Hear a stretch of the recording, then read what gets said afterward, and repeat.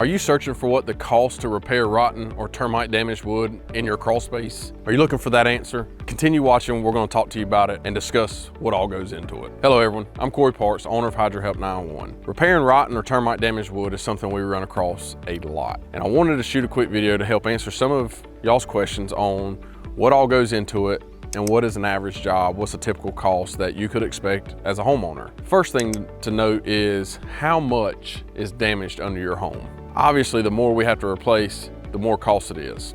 What's the height of your crawl space? If we're working in a very tight area that's say 16 inches, it takes a lot longer actually. And so we have to charge more for that. Do we have to do it from the top? Meaning, is your crawl space so tight that we have to rip up your flooring, rip up your subfloor, and do everything from up top?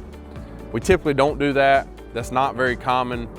We don't like doing it, nor do our homeowners doing it. And that's where we really specialize, is being able to replace all this wood back to its original condition from underneath without having to rip up the floors. A lot of general contractors will come in and that's the first thing they tell you.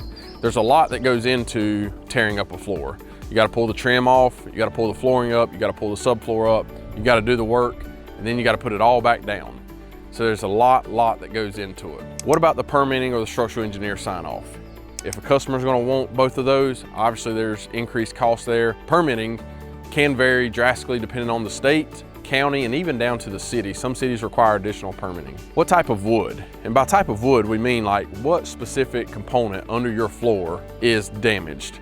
Is it the outer band? Is it the main beam that's running down the center of your house? Are we gonna have to support the house to replace this wood?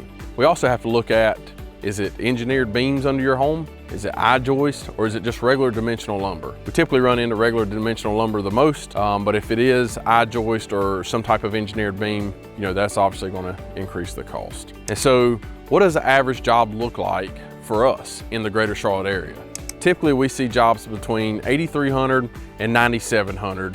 And again, it just varies depending on the things that we previously discussed. So if you have rotten wood or termite damage under your house, an average cost of what you could expect to pay could be $8,300 to $9,700. But the only way to truly know is to get one of our system designers out to take a look to see specifically what's going on under your house, and they'll be able to get you an exact price right then and there.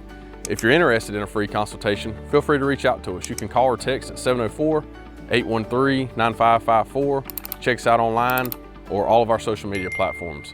Have a great day.